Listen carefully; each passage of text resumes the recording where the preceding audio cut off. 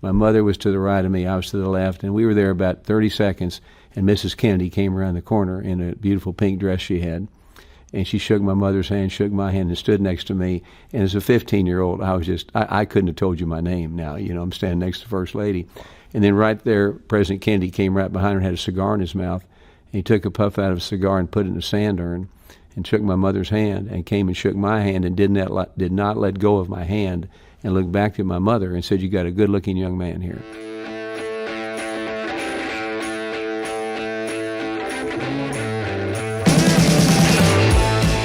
Hey, y'all. This is where Texas politics gets interesting.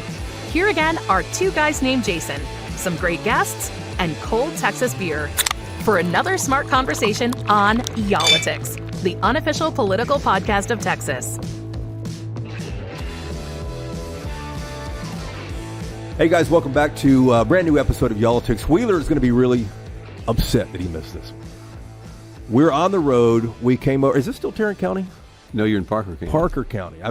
We've never done a podcast in Parker County. Our very first podcast in Parker County. We are with Congressman Roger Williams. Thanks for having us out to the ranch. Well, we're glad you came. We want to show you some stuff we got. Well, I appreciate it. This is your ranch and your museum as well. You have all kinds of artifacts in here. But we want to talk about some of the political artifacts in here. And we had you on our political TV show called Inside Texas Politics not too long ago. And after the recording, you and I were chatting. I'm a history buff. Mm-hmm. We were talking, and you told me something that I was like, what? How in the world is that possible? Yeah.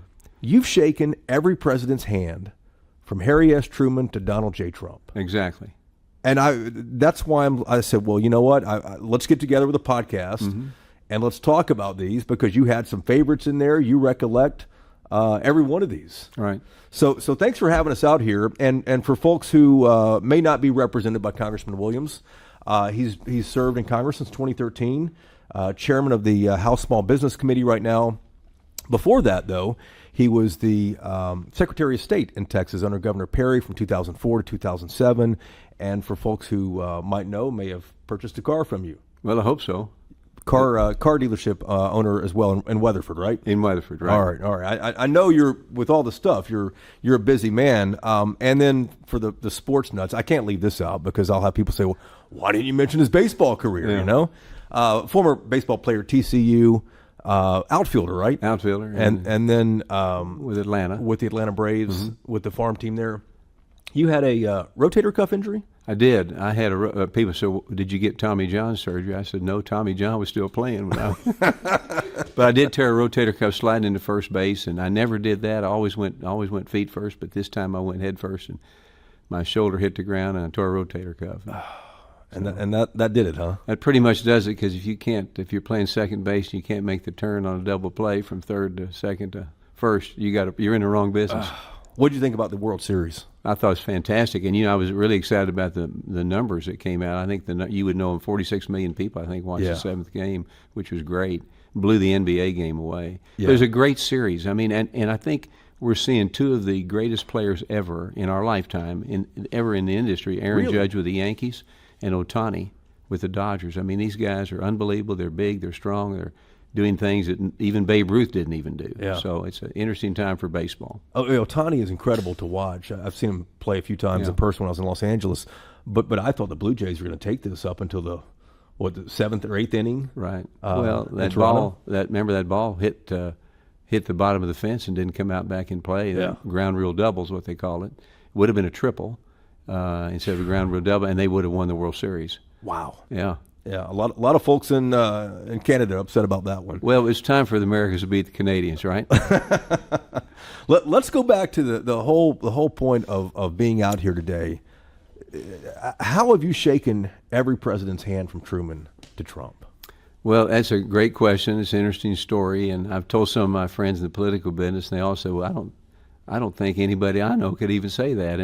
And probably right, but I met Harry Truman when I was 6 years old, 1955. We were in Kansas City. We lived in Kansas City. My father took me to a Kansas City A's baseball game at Municipal Stadium, and Harry Truman threw out the first pitch. And after he threw out the first pitch, they got a lawn chair and put it under the bleachers, and people lined up single file to shake his hand. And I stood there with my dad. I remember holding my dad's hand, and we got to the president. And I knew he was a president. I was old enough to know that, Yeah. 6 years old, and shook his hand. And he had white shoes on, like so many pictures you see with the white bucks. He had those on. I shook his hand, and we then went and sat back in the game and watched. I think it was Chicago White Sox and the A's were playing that day. Wow. So I met him that way. And then Dwight Eisenhower I met the same way. He was throwing the first pitch out in '58 at the Kansas City A's baseball game, and we got to shake his hand. The Secret Service wasn't like it was back then. You could get close to these people, but we shook his hand there at the baseball game again. And then I shook the hand of President Kennedy at 10:42 in the morning of November 22nd, and at 12:42 he was assassinated. Yeah. And we have pictures that you can look at here of that morning. But I remember when the whole story was the fact that my father was asked by Congressman Jim Wright, who's a lot of the congressional seat I have here now, asked my dad if he would supply the cars. We were the Chevrolet dealer. If he would supply the cars for the motorcade from Carsville Air Force Base to the Texas Hotel and back. And Dad said absolutely, and he supplied all the convertibles that you see in the history photographs. But my dad said I would love it if my young son and my wife could meet the president. And Congressman Wright said, well, let's try to work on it. Well, the morning of November 22nd, 1963, my mother and I went to the breakfast. My dad was actually acting as one of the security agents because they were short of security people. Your dad was acting as a security agent? And we for have the a president? picture of him standing in front of the dais where the president spoke. That's a whole other story, but as history knows, the Secret Service and other people, there weren't enough. That's my dad was a big guy. He was a good friend of a guy named I.B. Hale, was head of Convair and former FBI agent, and he asked my dad to do that. So Dad did that. Mother and I were at the breakfast, and about 2 or 3 minutes before the Kennedy ended his speech, two men came to get my mother and I. They took us around a corner, told us to stay there. My mother was to the right of me, I was to the left, and we were there about 30 seconds, and Mrs. Kennedy came around the corner in a beautiful pink dress she had, and she shook my mother's hand, shook my hand, and stood next to me. And as a 15-year-old, I couldn't have told you my name now. I'm standing next to the First Lady. And then right there, President Kennedy came right behind her and had a cigar in his mouth. And he took a puff out of a cigar and put it in a sand urn and shook my mother's hand and came and shook my hand and did not let go of my hand and looked back to my mother and said, you got a good-looking young man here. And he went out the door, and 2 hours later he was assassinated, and I found out about it in school. Do you remember his handshake? I do remember his handshake, but what I remember mostly about him is how red his hair was. We were in black and white TV back then, and his hair was really red.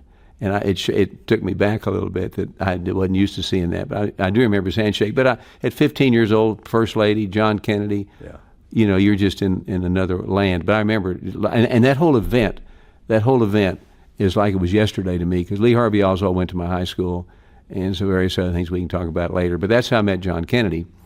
And then, of course, Lyndon Johnson I met several times. He actually, being from Texas, was kind of a friend of my father's. Right. And I shook his hand several times. Well, let me pause you there. So you're in your late teens, maybe early 20s at this point, right? I was 15 in '63. During Kennedy's assassination, right, hours before when you shook his hand. Were you interested in politics yet at this point? Because you were really into baseball too. Yeah, well, so that's a great question, because really all I cared about was baseball. I mean, I went to school to play baseball. I didn't like girls back then, so baseball was the thing. But it was an interesting thing. So I go down there and I listened to what he had to say, and he talked about space and going to space, and so forth.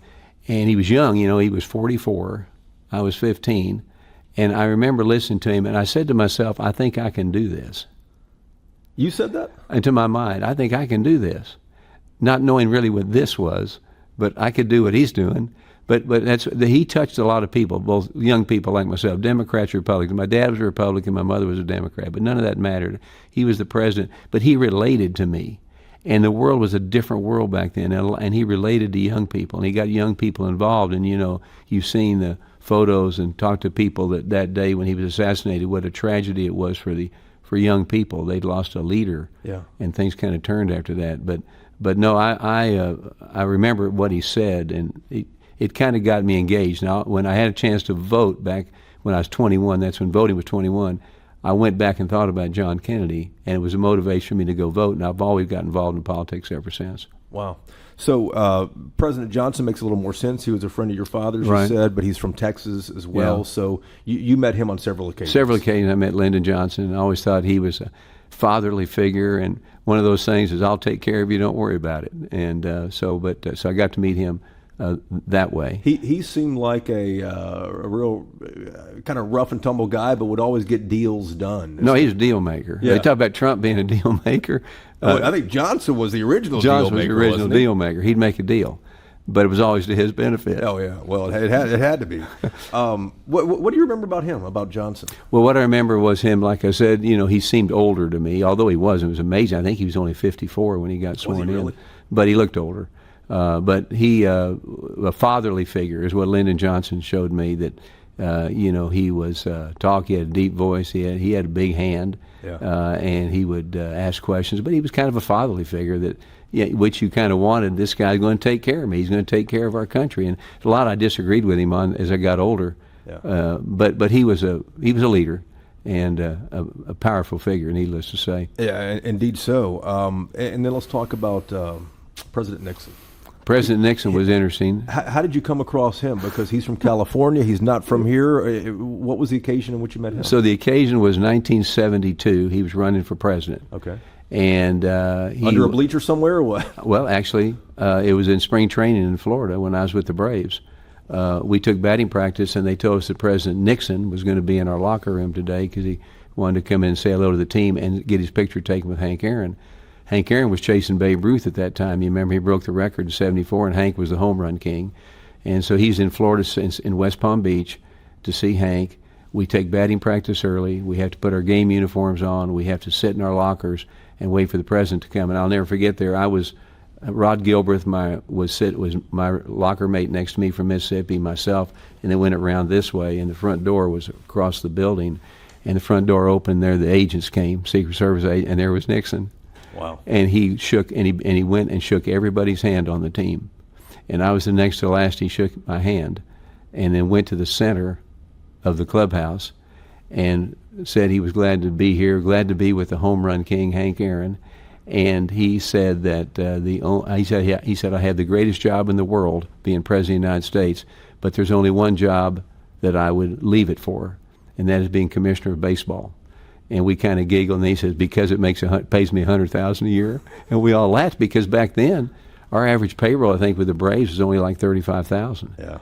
Yeah. So that's how I met him, is in spring training. At this point, were you trying to meet the next president every time? I mean, you had met everyone up until this point, though. Yeah, but I wasn't thinking about I'm meeting presidents. I mean, I'm meeting presidents, but I wasn't thinking about how I'm meeting all these guys. You know. So that's how I met. That's how I met.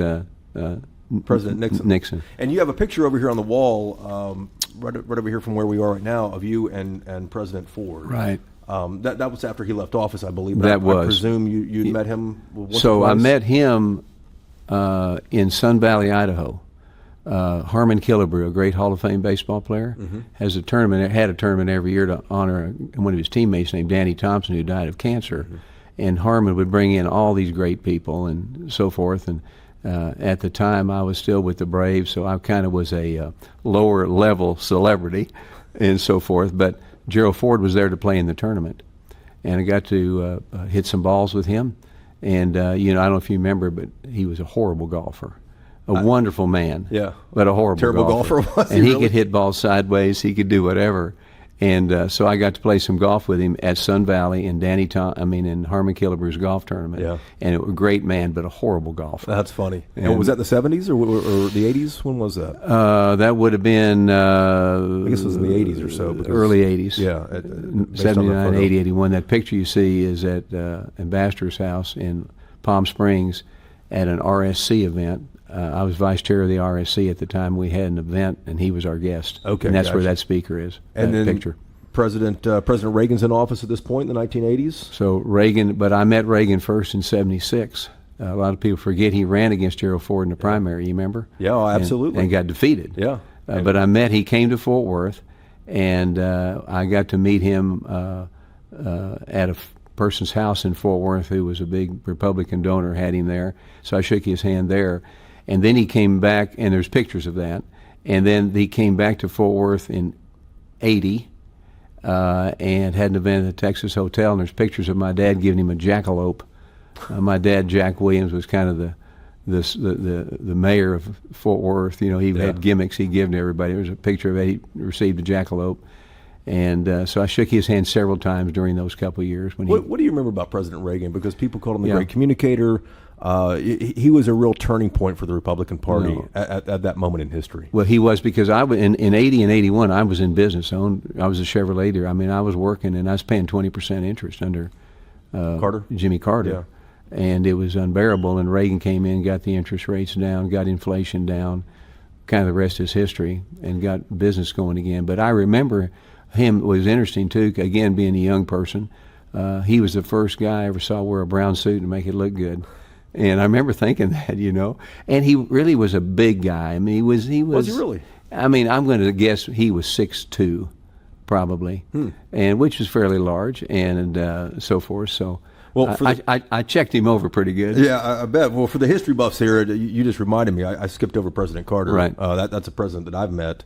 From his Habitat for Humanity days. How did you meet President Carter? Well, it's really kind of funny. So it was a Sunday morning, and I was out running on a Sunday morning, and it was, I'm going to say it was maybe July or something. In Fort Worth? In Fort Worth. I lived over by TCU, and I'd run around TCU. So I'm running down University Drive on a Sunday morning, and I looked to the left at the Christian church on campus. Yeah. Police cars everywhere, people standing everywhere, barricades, you couldn't turn right. I'm running around, and add to that, I got no shirt on, and I'm running around. And so I go up there to see what's going on, and when I look up the church doors, there's Sheriff Lon Evans, who's a historical figure in Tarrant County. He's standing up there with his cowboy hat and everything. I knew him. He knew my dad. So I just run up to see Sheriff Evans, no shirt on. And I said, "What's going on?" He said, "Jimmy Carter's in there. If you stand next to him, you shake his hand." So I stood next to the sheriff of Tarrant County. The big doors opened up, and there was Jimmy Carter. And you're standing there without a shirt? Yeah, jogging pants, no shirt on. And he shakes Lon Evans' hand. And I remember he said, "Thank you for the security." He didn't say anything. I was next in line. He shook my hand, went on down the road, got in the limo, and gone. So I got to shake Jimmy Carter's hand that way.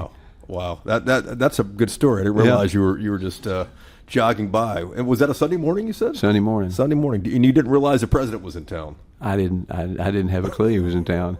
I should have been in church probably. Yeah. So there's another Texan in the White House after President Reagan, first President Bush, George H.W. Bush. Mm-hmm. I presume, being a Texan, you ran across him a couple times? One of my dearest friends. He was like a father figure to me. We hit it off immediately. I started trying to help him win in '88, and so forth. Got involved in his campaign, but we became very, very close. When I announced for Congress, I went to his office and announced it. He was my finance chair when I announced for Congress. We shared baseball as a 41. We shared baseball as a passion, but a dear, dear friend, and I really cried a lot when he passed away. But he was always there for me. He gave me advice. I'd go talk to him a lot. And he was just really a good man. And then he put me on the board of the Bush School and the Bush Library. Well, the Bush School down at A&M, not the library, the Bush School, which was a huge honor back in 2000. He put me on that. I was on the board of the CVN 77, the George H.W. Bush aircraft carrier, which opened up a lot of doors for me and got to meet a lot of neat people. But I would go down to A&M and sit with he and Barbara and his good friend Drayton McLean, who used to own the Astros, and we would sit and have lunch together. I've got pictures of all this. Wow. And we'd sit and talk baseball. We wouldn't talk politics because Gene Becker, his chief of staff, would say, "No, Mr. President, we're not going to talk politics today. We're going to talk baseball." So Drayton McLean, myself, and the president and Barbara would talk baseball. Yeah, that's and good. So forth. And he always had a great story that he said it was. He said I started something I never got credit for, and I need to. And he was telling Drayton McLean and I this. And Gene Becker said, "Mr. President, you can't go there." He said, "No, the statute of limitations is over, but I can go there." He said, "I'm at a baseball game, in Colt 45's game in 1961. Wow. And that's before they were the Astros. Sure. And he said they had a player named Staub on the team, Rusty Staub. Mm-hmm. And he said, for some reason, Staub wanted to see me. So after the game, I'm on the front row. Staub comes walking toward me. And President Bush says, "I don't know why I said it. I don't know what I meant." But as he came to me, I came out of my mouth and said, "Staub, you the man." And he said, I'm the guy that founded UNA. Man, I don't get credit for it. Bush said that? That's 41 said that, yeah. So it's kind of a funny story. Yeah. But he was like a fatherly figure. We went to Kennebunkport several years to have a couple days with he and Barbara, and it's great. But being on the board of the Bush School was a big deal for me. And besides President Carter, President George H.W. Bush, 41, is another president I remember meeting. And everyone looks back at history with rose-colored glasses. Yeah. But I think that both of those presidents, but especially President Bush, since we're having this conversation now, they were so different. They seemed much more honest, and maybe they were, but looking back, they really seemed that. And they seemed much more fatherly figure type. Well, they were, like and they were doing the right thing. Yeah, even as I got older, he was a fatherly figure to me, George H.W. Bush. But, that was also during the days, too, that you could agree to disagree. Sure. And they disagreed all the time, but then you see pictures, right, of them standing there or going to the ball game, or Tip O'Neill and Speaker Ronald O'Neill, Reagan. Remember all the stories we heard about that? And that's the way it's supposed to be. But we've lost a little of that now. Do you miss those days? Well, as I've reminded people, I'm a car dealer. I'm proud of it. But I tell people, if you come see me, I'm going to hit you up here. You can hit me down here, and we'll settle in the middle. Yeah. And in a way, we could get some things done if we do that. And you don't have to do that to give up your core values. I mean, I've got core values that I won't ever give up. But we could probably put those over here, find the stuff we agree on, and knock it out and get it done. And to stay on that side street for a moment here, are you ever able to make that point to your colleagues? Well, the I'll hit you here, you hit me here story, I do that all the time because it's true. Yeah. And we should be able to agree, because I firmly believe, as separated as we are now, and we are very divided, and we are divided by anger, I still believe there's more that we agree on than we don't agree on. And why we don't focus on what we agree on and knock it out and move the pile of not agreeing over here and get to it later, I think the public would like it better. I think more people may get engaged in politics that they're not now because they just don't want to have people yelling at them and getting beat up and threatened like we all have happened. And I would like to get back to that. But you don't have to give up your core. I mean, I'm a Christian conservative. I'm not changing that. Yeah. But I'll bet you we could agree on a lot of other stuff. So, speaking of the 1980s, the Democrats then are a lot like they are today, kind of rudderless. Walter Mondale didn't do anything in '84.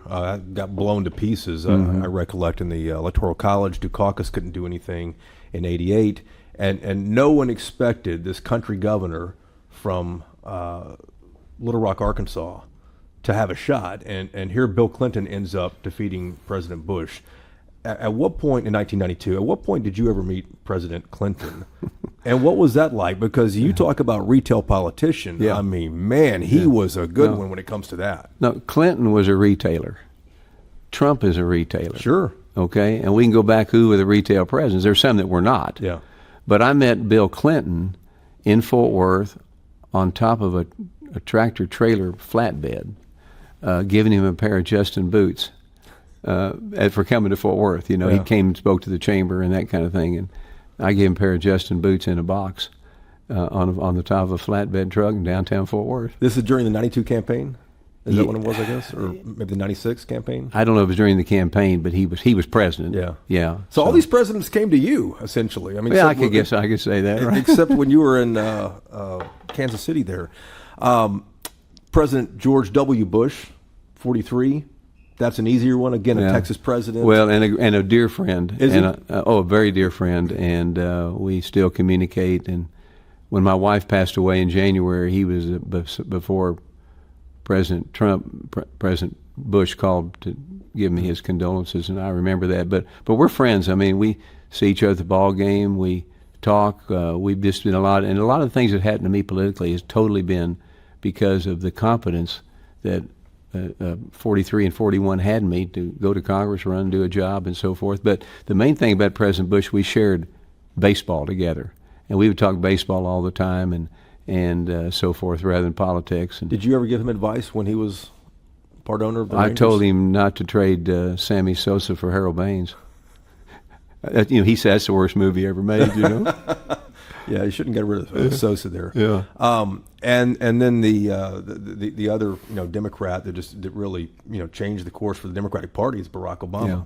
and at this point you were considering public office, and you had gotten elected Right. during his second term, right? Right. At what point did you meet President Obama? Well, so I get elected to Congress I ran because I didn't think anybody's fighting for Main Street and small business, and I got elected. And so it was shortly after we got sworn in as Republicans that we had a message from the White House that the President Obama wanted to meet with us to find common ground with the Republican say conference. that again, because people may not realize that this actually happens sometimes.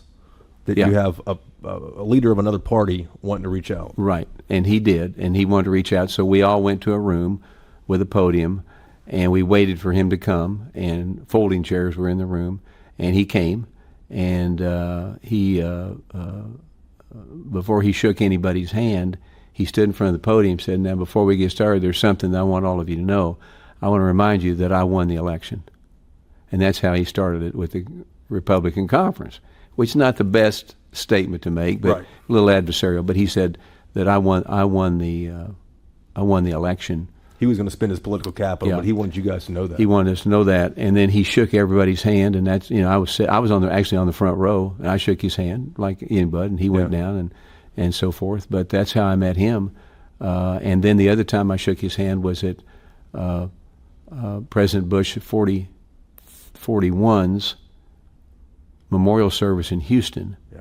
when President Bush 43 asked me to be part of the family. And my wife and I went down there, and President Obama was down there too with the First Lady, and I shook his hand again there. President Trump, I mean, you're in Congress at this point. People aren't coming to you at this point. Now you're in D.C., Yeah. so it's a little easier with President Obama, President Trump, I guess, right? You met President Trump on numerous occasions, I presume. Right. I shook his hand a bunch of times and Yeah. so forth. So And how about President Biden, too, at that point? I mean, he was in the Senate, Yeah. so... I shook President Biden's hand during a congressional baseball game, okay? Okay. And was he president at the time? He was president. Okay. And what was interesting was they had the third base side, we had the first base side, got 40,000 people in the stands. About the fourth inning, the Secret Service walked behind home plate during innings, came up to me and said, "President Biden is over there, and he'd like to come over here and shake hands with you and say hello to your team." And I said, "Well, absolutely. I mean, bring him over. I want to shake his hand." So he came over, but it was weird because when he came around, he had no agent with him. He came by himself and walked along behind home plate just as one of our guys hit a ball up the alley and made it a home run, because you can do that in this game. And anyway, so I'm sitting there, and I got pictures of this I can show you. President Biden had a thing about he would get close to you. He would get closer than most people and talk to you. Well, in this particular case, he came over to me. I stuck my hand out. I said, "Mr. President, I'm Roger Williams from Texas." He said, "I know who you are." I said, "Mr. President, do not raise taxes." I said this during the baseball game. Shook his hand, and there's a picture of him holding me up. I'm putting his hands here. And he shook his hand, shook my hand. We shook my hand. He said something. He spit chicken right on my face right there. And there's a picture of this. I'll show it to you. And that's how I kind of met President Biden. He had been eating a chicken sandwich. I guess so, and he left part of it on my cheek when he said hello to me. But there's this picture of me pushing away like this. That's the one over here on the wall. That's it, yeah. Is that it right there? That's it. Yeah. With the TCU cap on. Yeah. Right here. Yeah. We'll show our viewers that for those. So I mean, that's watching that. I shook his hand and I took one for the team, I guess. So looking back, I mean, obviously these are all vastly different personalities, from Harry S. Truman to President Trump. Who had the handshake you remember? Who had the handshake you just as soon forget? So everybody asks me that when I go through this, and the firmest handshake. Who was it? And I remember like it was yesterday, was George H.W. Bush. You know, he was a big man. You met him. He was 6'3", 6'4". Yeah, he was bigger than most people thought. Yeah. He had big hands, and he had the strongest handshake of anybody. Now, and I'm not just saying this, but the weakest was Obama. He didn't grip it. He kind of held it. But that was the way he shook hands. Yeah. But it was the weakest. But in defense of President Trump, he had the retail handshake. And the retail handshake is grab your hand and pull him. You know how he pulls everybody toward him, which in handshake world is the saying to you silently, "I'm in control here." And then he has that handshake. He has a retail handshake. But the strongest, without a doubt, was George H.W. Bush. And who else had that retail handshake? President Clinton, I think, probably had that. Yeah, Clinton had a retail handshake, but didn't know it was a retail handshake. Yeah. He was just aggressive, you know. But Ronald Reagan had a good, firm handshake, you know. Really? But none of them were like President Bush because he had such big hands and was very strong hand. Interesting. Yeah. And you know what's interesting, too, is that, you know, as a businessman, you have to deal with everybody, but you sought out handshakes with some Democrats as well. Yeah. Oh, yeah. And, well, a handshake is a gesture of we're going to do some business or we're friends. I mean, it's the way it is. And, you know, I'm amazed that some of these kids today, younger generation, don't reach out and shake your hand.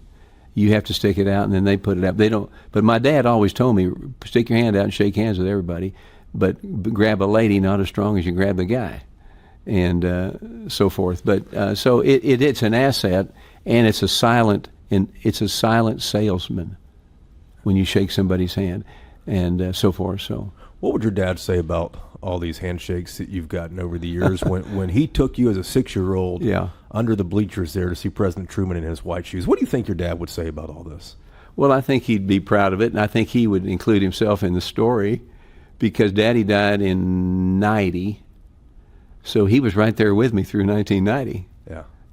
No, well, that's not true. He was there with the first two. But, you know, he was so, and he knew, like I say, he knew Reagan pretty well, knew Johnson pretty well. Did you ever call him and tell him that you met presidents, that you were running without a shirt and saw President Carter, that you saw? I think I probably did because my parents were still alive. I probably told him I met President Carter today, and I had no shirt on. But I do know that I called my dad in '72 when I met President Nixon. Yeah. When I was with the Braves, I called Dad and said, "Dad, I just met the President Nixon." And Dad said, "That's great. How many hits did you get today?" He didn't care as much about that. No. That's funny. Let me ask you about the quick news of the day here. Politics has obviously changed dramatically, especially over the last decade. We've seen the Democratic and Republican electorates completely flip with who supports each party. And then anti-establishment candidates like Donald Trump and then Zoran Mamdani from New York City, the new mayor up there in New York City, Democratic Socialist. I'm curious why you think that voters today, whether it's across the country, it's in Fort Worth, anywhere in Texas, or even New York City, why they're rejecting these traditional lawmakers who have, you know, made a business on Main Street and wanted to take their experience to D.C. to cut taxes. People aren't interested as much in that on these, you know, larger offices. It doesn't seem like. Well, it's an interesting time we're in because, you know, we've gone from one end to the other. It seems in both parties that certainly in the Democratic Party, the far left has taken it over. And I think, too, that what we have to create in America, and I think President Trump is doing this, but I think we have to create in America one of hope in America, that everybody can hope, that has hope that they can realize the American dream as opposed to not. And I think we do that, again, by trying to get along, pass legislation that is good for our country within the Constitution. But we need more people involved. We don't have young people getting involved in politics. And the shame of it is we don't have experienced people getting involved in politics. I have people tell me, "Roger, I'm with you, I support you, but I wouldn't do what you're doing." Well, I tell them, when you tell me that, you're the problem. Because we need you involved. You don't have to run for Congress. You don't have to be mayor, but you can sponsor some young person that might think like you do to get them along and get them engaged. Yeah. Because I always remember this, when I decided to run for Congress, first person I called was President Bush 43, and I told him what I was going to do, and he said, I'll support you. And he said, "But let me just tell you, Williams, if good people don't do this, bad people will." And I've never forgot that he told me that, and how true it is. Now I'm not saying the bad people are all the Democrats. Everybody's got their characters, right? But I think what you saw in New York last night was a city that's out of control, a city that people live there have no hope at all, and they just want to be taken care of and so forth. And but you come to Texas, I think the Texas spirit's there. That chance to take risk and get reward is important. And we have to do a better job of teaching kids this, okay? The school's going to do a better job. In many cases, we've lost some of the schools to the left-leaning side of tenured professors, which I think is the killer in our universities this year. That's changing in Texas. I mean, the legislature is going all after that. Right, and should be. But we shouldn't. Nobody should have tenure. You know, you at least got to be Performing. Check you out over a 3-year period or whatever. But anyway, it's a combination of that. I think too many young people are, look, we have 100,000 kids dropping out of school every year in the 9th grade, for example, in Texas, just in Texas. Wow. And they're dropping out because I think they're losing hope. And because they see their buddy that's going to law school, they see their buddy that's got a job at the accountant or whatever, and they don't have that, and they lose hope and quit. Well, we're doing a better job of making these people understand, no. You stay in school because you can be a plumber, welder, carpenter. You can be a trade person, have a great career, have a great job. We need to get people not losing hope, but looking toward the future. And I think a lot of issues from a wacko standpoint can take care of themselves when people can participate and see success. But where are we on that arc, though? Yeah. Well, I think... Because it seems like, with what happened in New York City, that, we're still climbing up to the top. No, of that. we are. But I think it's an everyday deal that you got to explain to people the great opportunity of capitalism, entrepreneurship, risk and reward, working for working people. We have to explain all that because generations go quicker now. When I was growing up, a generation was, 10, 25 years. Yeah. I mean, it's like a year now. Everything's turning over so quickly, right? And I think we have to be on top of it, and we as grown-ups and need to be on it. We need to get back to, we need to get back to the family unit. We've lost that. When you and I were growing up, you went to church on Wednesday. They came to the Little League game. You had a picnic on Sunday, left your door open. I went to church twice on Sundays. There you go. Well, and once on Wednesday. That's called the family unit. And you had and you had leaders, whether it be parents or whatever, that would help you get on the right track. And we've lost the family unit. We got to get that back. Reacting to the Democratic wins in Virginia and New Jersey last night, President Trump said something that you probably heard this, that kind of struck me. He said, he essentially said, Republicans struggle when I'm not on the ballot.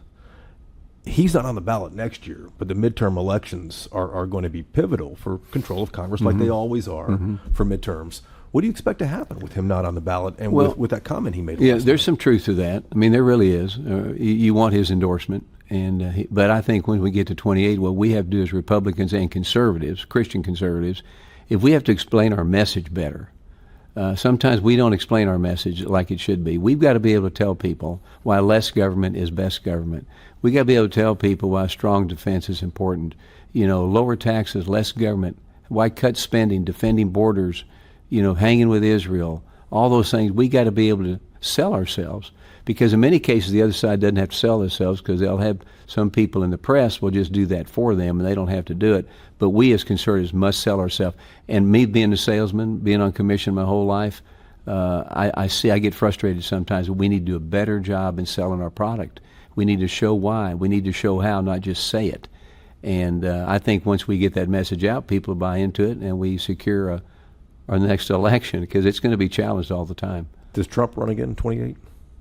Well, as you know, he can't. Well, I mean, who knows what would happen with the Supreme Court? Or what do you think is going to happen? I don't think he runs again. You don't think he does? I think he's done a good job. I think he'll leave the country in good shape.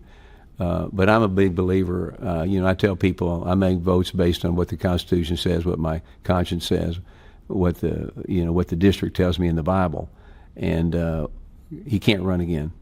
As I look around this room here, and I just want to say one thing, if Sure. I can. And we have a good bench, though, with JD and Rubio and others. We have a good bench, so we will field a good candidate. And as I look around this room and see all the candidates who became lawmakers here, you have a rich history and rich experience that you've been able to live.